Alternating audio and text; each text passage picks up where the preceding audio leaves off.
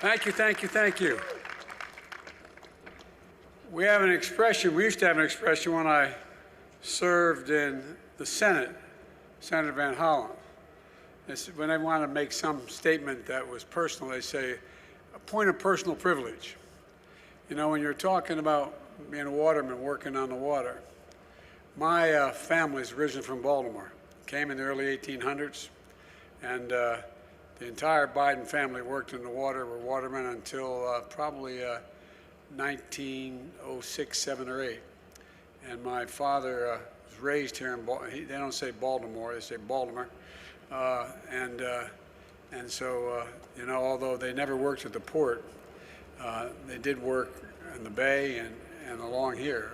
So, you know, this has been this one of the oldest ports in the country, continuously running, and one of the best ports in the country. And so, Tony, thanks for that introduction. And Mayor Scott, thanks for the passport into the city. Appreciate it very much. And I want to thank Governor Hogan for being here and members of the delegation. I want to start off with one of my best buddies, and I think one of the most effective people in the United States Senate, Chris Van Hollen. You need something, go to him, man. He knows how to get it done. And also Dutch Ruppersberger and the guy who I knew him when he was a kid. He doesn't remember me. I'm getting so old. Knew his dad, Senator Sarbanes, and Congressman Sarbanes, Congressman Brown, and all this delegation. You got a first-rate delegation. And so I want to thank him for being here today, and thank him for all the help in getting the members of the House and getting the legislation passed. It's a big deal. It's going to make a big difference. The reason I started calling this Build Back Better is we're the only country in the world. We underestimate ourselves. We're sort of down on ourselves the last 10 years or so. We're the only country in the world, as a matter of history, that every crisis we've faced, we've come out better on the other side. We not only beat it, not a joke, think about it. We've come out better than we were before we went into the crisis. And the economic and political, as well as health crisis we found with COVID, I was determined when we got elected, we got to build it back better than it was, because the world's changing so rapidly, man. We got to keep up. We're in competition to determine whether or not we can still remain the most powerful economic force in the world. And today I'm here to talk about one of the most pressing economic concerns of the American people, and it's real, and that is getting prices down, number one. Number two, making sure our stores are fully stocked. And number three, getting a lot of people back to work while tracking and tackling these two above challenges I mentioned. Today's economic report showing unemployment continued to fall, but consumer prices remain too high. Tell us, the American people, in the midst of this economic crisis, the recovery is showing strong results, but not to them. They're still looking out there. Everything from a gallon of gas to a loaf of bread costs more, and it's worrisome, even though wages are going up. We still face challenges, and we have to tackle them. We have to tackle them head on. And on the good side, we're seeing the highest growth rate in decades, the fastest decrease in unemployment at this point ever since 1950. Jobs are up, wages are up, values are up, and savings are up. But we got problems too. Many people remain unsettled about the economy, and we all know why. They see higher prices.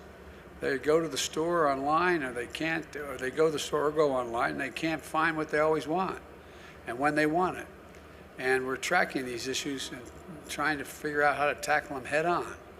My administration, with the help of the folks on my left over here, has a plan to finish the job of getting us back to normal from the pandemic and having a stronger economy than we ever had before.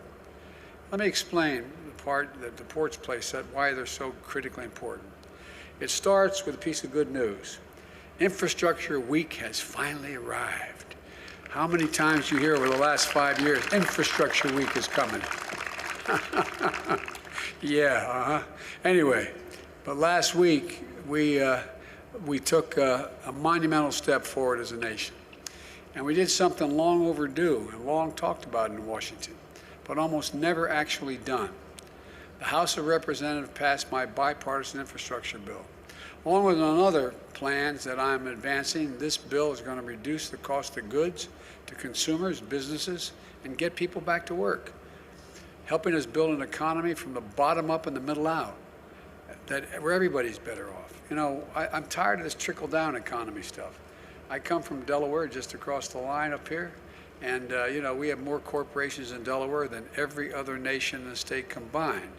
And so I understand big business. The fact of the matter is, it's time they start paying their fair share. The fact is, you have 55 corporations last year that in fact made $40 billion, didn't pay a single penny in taxes. Nobody's gonna pay more. If you make less than 400 grand, you're not gonna pay anything more in taxes at all, period. Guaranteed, including gasoline tax, not gonna additional from a federal government standpoint. And so look, this is a once in a generation investment to create good paying jobs, modernize infrastructure, turn the climate crisis into an opportunity. When I talk climate to other world leaders, I say, think one thing. We're dealing with climate, think jobs, good jobs, because that's how you beat the climate crisis. Put us on a path to win the economic competition of the 21st century. We face with China and the rest of the world. China's outspending us on research and development. China is outspending these other countries are as well. And here's what I'm going to do. I'm going to create good paying union jobs, not good job, not $12 an hour, not $15 an hour, 45 bucks an hour and up with good benefits. So you can raise a family on and build the middle class out.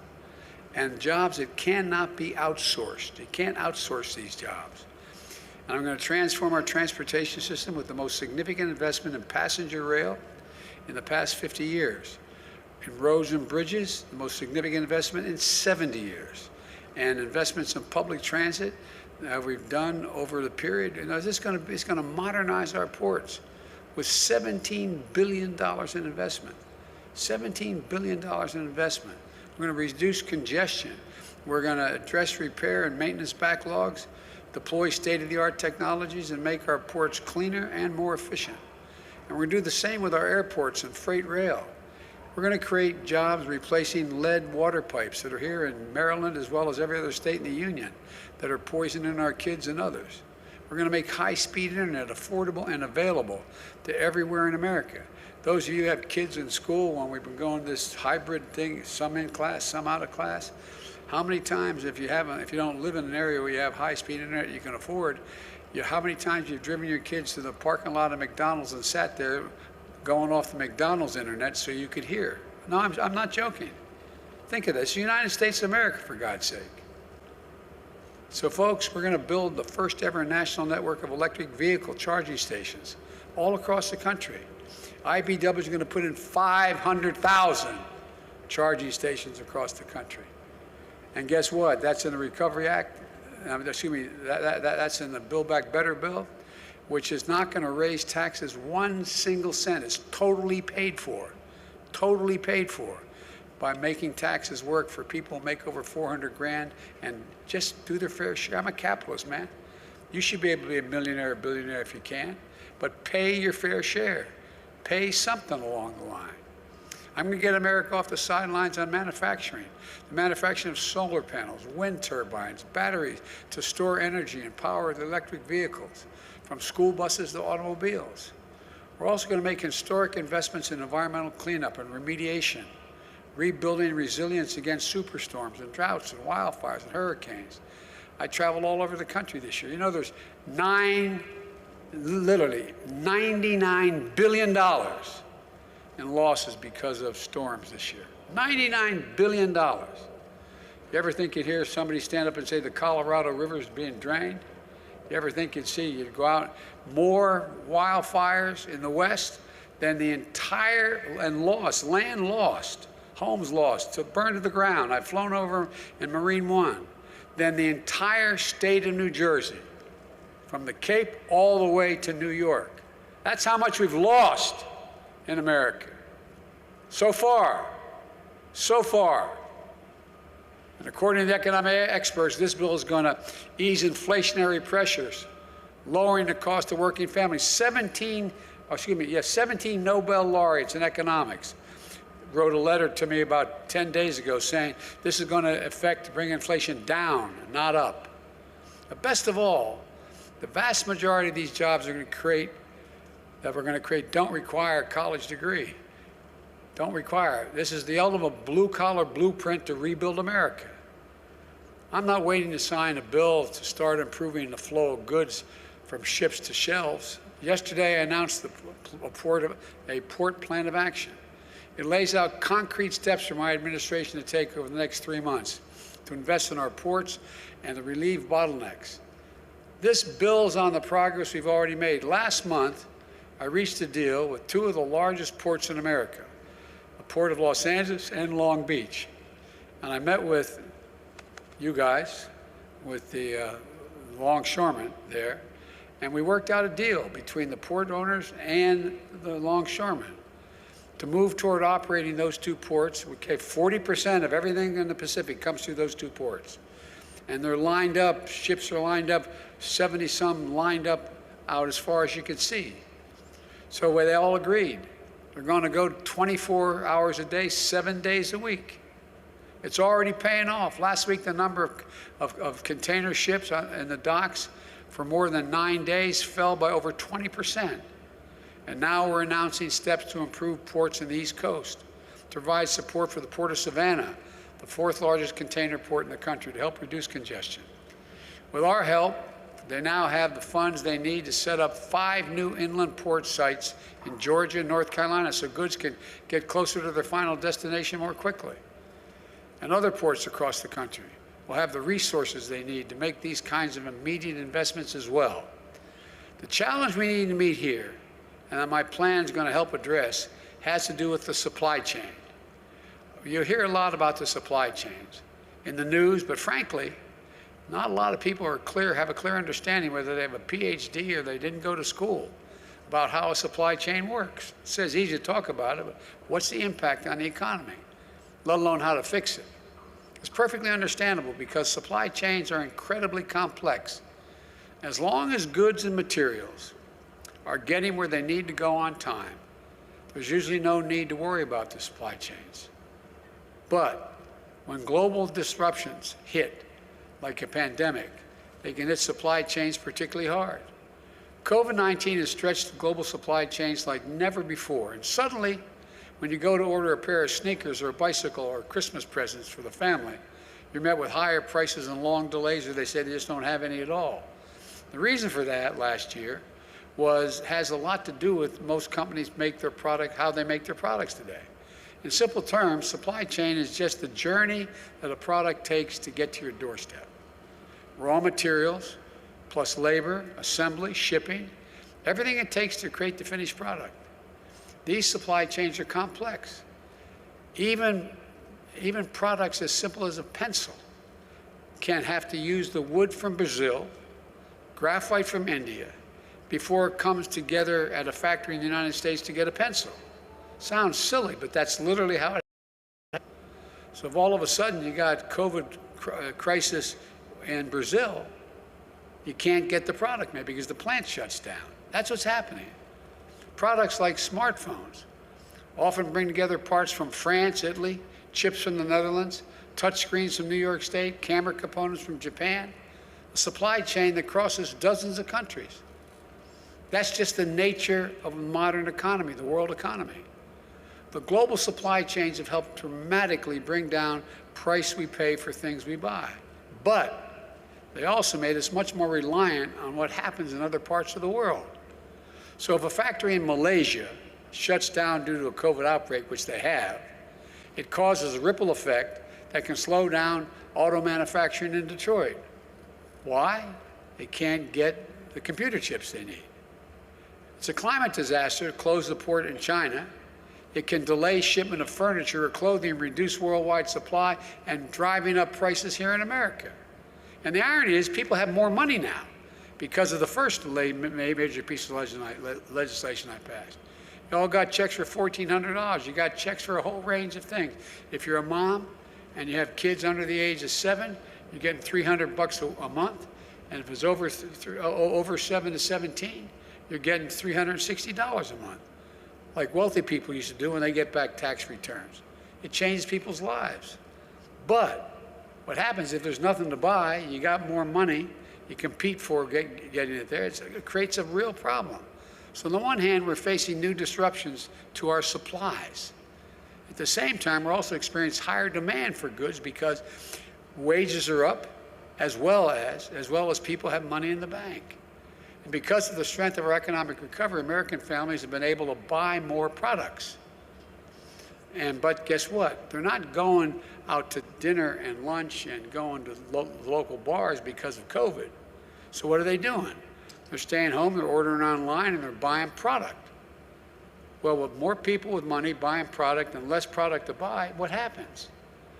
The supply chain's the reason, and the answer is you guys. I'll get to that in a minute, but what happens? Prices go up. So we got nearly a 20% more goods coming into the country than we did before the pandemic struck. In 19 days, COVID-19 has changed the way we spend our time and our money. More products are being delivered than ever before. That's because people have a little more breathing room than they did last year, and that's a good thing. But it also means we got higher demand for goods at the same time we're facing disruptions in the supplies to make those goods. This is a recipe for delays and for higher prices, and people are feeling it. They're feeling it. Do you ever think you'd be paying this much for a gallon of gas? In some parts of California, they're paying $4.50 a gallon. That's why it's so important that we do everything in our power to stabilize the supply chain. And here's the good news. Yesterday, I spoke with the CEOs, personally spoke with the CEOs of the major retailers, Walmart, Target, and the leading freight movers, FedEx and UPS. They assured me that the shelves will be stocked in stores this holiday because they signed on a 24/7 as well. They signed on a 24/7. And they provide more avenues. They're getting more of their containers off the ports quicker than ever before. Because a lot of stuff on the ports that was sitting around, staying there. Why? Because it no longer was the product they need at this moment. And it doesn't cost them anything to leave them sitting at the port rather than in their warehouses. That's moving as well.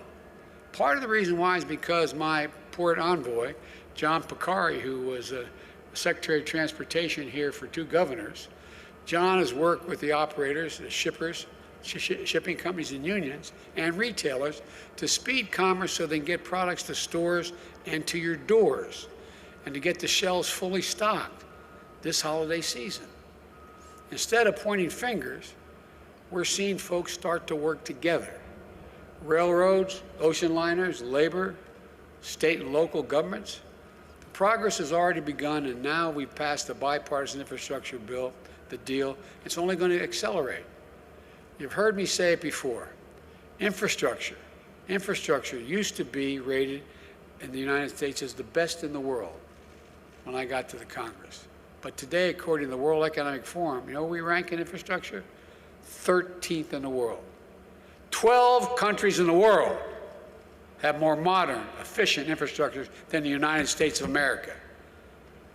By investing in our roads, our bridges, our ports, and so much else, this bill is going to make it easy for companies to get goods to market more quickly. Here in Baltimore, you've got a port that's older than America itself, and it's been operating for 315 years. By the way, got any Marines here? Any former Marines? Raise your hand. Well, if you're here as a Marine, happy birthday. It's your 247th birthday of the United States Marine Corps. They deserve some applause. Look, this port is connected to the nation's oldest rail line, the B&O Railroad, which in turn relies on the tunnels that are about 126 years old, those tunnels, okay? The tunnel has become a major bottleneck to the port. Now, the Port of Baltimore will be getting a $125 million grant to upgrade that tunnel. So freight trains can come double stacked through that tunnel. Double stacked with these cars, with containers on top of them. Twice as much. And move out a hell of a lot more quickly if they're imports going out, but if they're exports going across the ocean. That means, in addition to more good jobs being filled, more products on shelves, delivery faster, and lower prices, It's about taking a long-term view of our economy to deliver lower costs, more jobs, and ensure our shelves are stocked with product. And the longer-term view means building greater resilience to withstand both the shocks and disruptions that we can anticipate as the world continues to change. Pandemics, weather extremes, cyber attacks, whatever else comes our way, and they're all going to come our way. You know it. We need to be ready. We need companies throughout the supply chain to create and support good-paying jobs for people that they can grow in, build skills in, join a union, make a decent living. That's when disruption hits. So when disruption hits, companies can quickly adapt because they're invested in their workers, their skills, their training, and a strong foundation of what I always think unions in my family, I think of dignity and respect. That's what it's about, dignity and respect. Taking a longer-term view also means making Buy American, not just a promise, but an ironclad reality. When I got elected, I said, I get to spend, quote unquote, $600 billion of your money, making everything from aircraft carriers to balloons. But guess what? So much of it has been going out and getting foreign contractors to do it. Well, this administration has been doing, we set a new rules to strengthen our domestic supply chains with new Made in America office within the White House. Never again should our country be left unable to produce critical goods because we don't have access to the materials we need. Never again should we have to rely on one company or one country, particularly when the country doesn't share our values. I've said it before, we're in a competition for the 21st century, and who's going to own it? America still has the most productive workers in the world and the most innovative minds in the world. That's not hyperbole, that's a fact. But other countries are closing in. We risk losing our edge if we don't step up now. This bipartisan infrastructure bill is a major step forward. Represents the biggest investment in ports in American history. And for American families, it means products moving faster and less expensively from factory floor through the supply chain to your home. The bottom line is this. With the bill we passed last week and the steps we're taking to reduce bottlenecks at home and abroad, we're set to make significant progress. We're already in the midst of historic economic recovery. And thanks to those steps we're taking, very soon we're going to see the supply chain start catching up with demand. So, not only will we see more record-breaking job growth, we'll see lower prices, faster deliveries as well. This work is going to be critical as we implement the infrastructure bill and as we continue to build the economy from the bottom up and the middle out by passing the Build Back Better plan. We need to unlock the full might and dynamism of our economy, guys, and of our people. I really mean it. And with this plan, we've set in motion that's what's exactly we're going to do. We're going to build a better America, not a joke. We're going to lead the world again, not a joke. We're going to be in a position where we once again own the 21st century. Because when we own it, everybody does better. Everybody, not only America, but around the world. Sorry it takes so long. The sun's down. You don't have any sweater on. You're going to freeze. I'm going to stop talking. Man with as little hair as mine just took his hat off. I put it back on. You're going to get cold if I don't get stepped down. But look, all kidding aside, I want to particularly thank the longshoremen. You guys, as an old expression up in Claymont, Delaware, I was from, you all brung me to the dance, man. You've stuck with me from the first time I ran. And you've stepped up every time you've been asked, every time you've been asked.